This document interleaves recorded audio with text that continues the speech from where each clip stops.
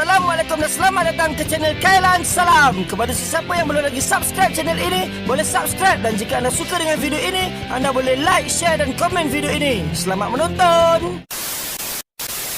Assalamualaikum dan apa khabar semua yang menonton video ini. Harap anda semua dalam keadaan baik dan sihat sejahtera. Jadi baru-baru ni pada tarikh 28 hari bulan 10, 2 hari yang lepas lah. 2 hari yang lepas aku perasan dekat Instagram aku banyak follow page ataupun orang-orang dari Indonesia. Jadi aku banyak perasan di mana dorang ni mengupload tentang Sumpah Pemuda Indonesia. Jadi banyaklah gambar-gambar, dorang share gambar-gambar Sumpah Pemuda. Jadi benda ni membuat aku tertanya-tanya, apakah itu Sumpah Pemuda Indonesia? Untuk video aku kali ni aku nak tengok ataupun aku nak mencari serba sedikit info tentang apakah itu Sumpah Pemuda Indonesia. Jika ada beberapa info yang tertinggal ataupun ada korang nak share apa-apa info yang aku tak sebut, mungkin korang boleh tulis di ruangan komen di bawah. InsyaAllah kita sama-sama dapat tahu info serba sedikit apakah itu Sumpah Pemuda Indonesia. Aku ada cari sedikit di Google dan aku terjumpa satu artikel. Dia menulis, Indonesia memperingati Hari Sumpah Pemuda setiap 28 Oktober. Bermakna pada setiap 28 Oktober tiap-tiap tahun dorang memperingati Hari Sumpah Pemuda. Hari special dan bersejarah di mana para pemuda dan pemudi menggelorakan semangat untuk meraih kemerdekaan tahun 1928. Oh, jadi pada 28 Oktober ni adalah hari yang bersejarah di mana pemuda-pemuda dan pemudi di Indonesia itu menggelorakan ni, kira macam menyuarakanlah, menyuarakan semangat, menaikkan semangat. Okey, kita sambung. Sumpah Pemuda merupakan suatu pergerakan kemerdekaan Republik Indonesia yang dilakukan oleh para pemuda-pemudi Indonesia dengan menyatakan janji satu tanah air, satu bangsa, dan satu bahasa. Sumpah Pemuda sendiri juga memiliki cerita, sejarah dan tujuan yang sakral bagi bangsa Indonesia. Sumpah Pemuda merupakan sebuah tekad dan semangat para pemuda-pemudi Indonesia dalam menegakkan kemerdekaan bangsa Indonesia dari jajahan negara asing. Okey. Jadi dia ada sejarah dia yang tersendirilah, sejarah dia yang tersendiri dan tujuan yang sakral bagi bangsa Indonesia. Okey, tak apa, nanti aku try cari serba sedikit video tentang sejarah Sumpah Pemuda ni. Dan kita sambung ada sikit lagi. Dalam isi Sumpah Pemuda terdapat kandungan makna yang dalam bagi bangsa Indonesia. Maka dari itu perlunya setiap warga Indonesia mengetahui makna Sumpah Pemuda. Okey. Itulah dia tadi serba sedikit info tentang Sumpah Pemuda yang aku cari dalam Google. Dan dia cakap tadi Sumpah Pemuda ni dia ada sejarah dia yang tersendiri. Dan aku dah cari dalam YouTube apakah itu sejarah Sumpah Pemuda. Dan aku jumpa satu channel, korang tengok sebelah ni. Senang kata korang tengok sebelah ni. Jadi kepada anda-anda semua, jika nak tengok video original, video yang aku react ni, mungkin korang tak berpuas hati dengan video aku. Mungkin aku ada bercakap-cakap ketika video original tengah play. Kalau korang nak tengok video original, korang boleh ke channel asli ni, ke sebelah ni, senang kata. Korang boleh pergi kat sana dan korang boleh subscribe. Sebab dekat sana banyak lagi video-video yang menarik yang boleh korang tonton. Aku pun tak nak membuang masa lagi je lah. Sama-sama kita saksikan seperti apa sejarah tentang Sumpah Pemuda ni. 1, 2, 3, play. Sejarah Sumpah Pemuda. Okay. Sumpah Pemuda tidak serta-merta terjadi begitu saja. Proses terciptanya Sumpah Pemuda ini terjadi begitu panjang dan berliku. Semua ini berkat kerja keras pemuda-pemuda Indonesia yang kala itu bermimpi untuk bersatu dalam kebinekaan khas Indonesia akibat dari kesadaran akan sebangsa setanah air dan mulai mengenal paham nasionalisme. Sebut saja perkumpulan pemuda-pemuda yang paling terkenal dan paling sering disebut dalam buku pelajaran sejarah di sekolah adalah Jong Java, Jong Celebes, Jong Sumatera Nembang, dan Jong Ambon. Sayangnya, buku-buku pelajaran sejarah di sekolah lebih sering menyebutkan perkumpulan-perkumpulan atau organisasi pemuda yang berlatar belakang pada suku. Fakta. Tadi kalau korang tengok tadi dia ada gambar tu tulis Kongres Pemuda, dia punya ejaan pun PEMOEDA. Mungkin tu adalah ejaan lama. Okey, tak apa, kita play. Ada juga perkumpulan-perkumpulan atau organisasi-organisasi pemuda yang berlatar belakang pada agama yang hadir dalam Kongres Pemuda I maupun II, seperti Jong Islamiyat dan Bon, juga perkumpulan pemuda-pemuda Katolik. Kongres Pemuda I diadakan di Jakarta 30 April 1926, 2 Mei 1926.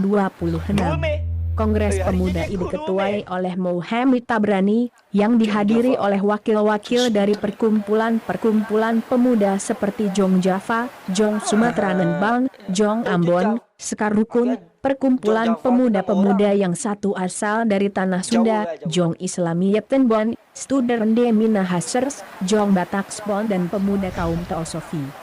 Tujuan utama kongres ini adalah untuk membentuk dan membina perkumpulan-perkumpulan pemuda dalam satu komando, dengan maksud memajukan paham persatuan dan kebangsaan serta mempererat hubungan antara sesama perkumpulan-perkumpulan pemuda kebangsaan. Sedangkan Kongres Pemuda II dilaksanakan pada 27-28 Oktober 1928, juga di Jakarta. Kongres Pemuda II diketuai oleh Sugondo Joyo Puspito dan dihadiri sekitar 750 orang lebih.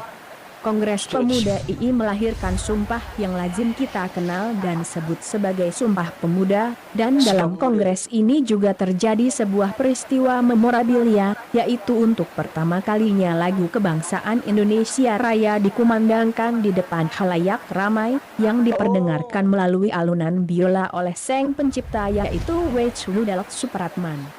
Peristiwa pengumandangan lagu Indonesia Raya ini sebenarnya cukup beresiko dan berbahaya kala itu, karena Kongres Pemuda II dijaga ketat oleh aparatur pemerintah Belanda yang sewaktu-waktu dapat membubarkan kongres ini.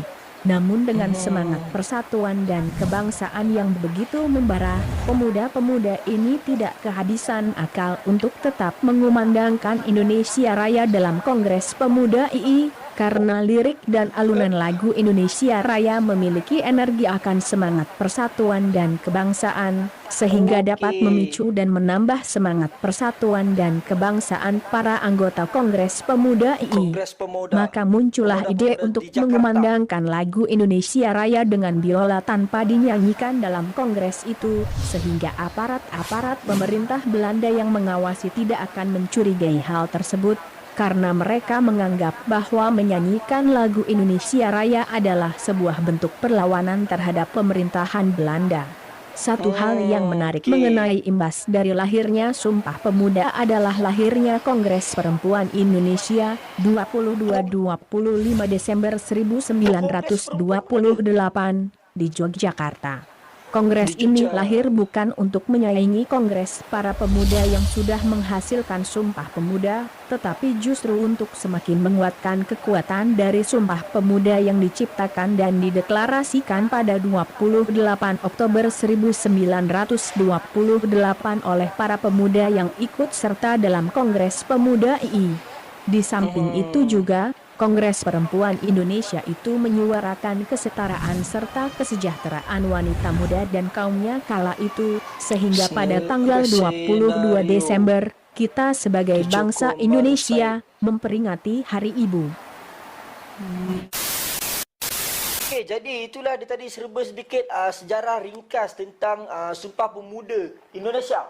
Senang kata diorang buat mesyuarat lah, diorang buat mesyuarat di antara pemuda-pemuda dekat Indonesia yang datang daripada seluruh Indonesia, yang dorang ni akan bersatu untuk melawan demi kemerdekaan negara. Walaupun dorang ni berbeza bahasa, ras dan juga suku ataupun agama, dorang nak jadi satu. Dorang nak jadi satu Indonesia, dorang nak bentuk satu Indonesia, satu bahasa, satu senang kata satu Indonesia lah, satu bangsa macam tu. Dan aku ada cari juga apakah isi-isi yang terkandung dalam Sumpah Pemuda Indonesia. Aku jumpa benda ni, dia tulis dalam pertemuan yang berlangsung pada 27 hingga 28 Oktober 1928. 1928. di Jakarta menghasilkan 3 isi Sumpah Pemuda. 3 isi. Dia ada 3 elemen penting dalam Sumpah Pemuda ni. Antara isi sumpah yang terdapat dalam ni adalah, yang pertama adalah kita tengok, kami putera dan puteri Indonesia mengaku bertumpah darah yang satu, tanah Indonesia. Jadi yang untuk poin yang pertama ni, dorang bersumpah mengaku dorang ni adalah satu darah, satu tanah, iaitu tanah Indonesia. Dorang ni satu negara, iaitu negara dorang adalah negara Indonesia. Kedua, kami putera dan puteri Indonesia mengaku berbangsa yang satu, bangsa Indonesia. Jadi dorang ni, walaupun dorang ni adalah Sunda ataupun Jawa ataupun apa-apa etnik yang ada dekat sana, dorang ni bersumpah dalam kongres ni, dorang bersumpah iaitu dorang ni adalah satu bangsa, iaitu bangsa Indonesia. Kita tengok pula yang ketiga. Yang ketiga adalah kami putera dan puteri Indonesia menjunjung bahasa persatuan,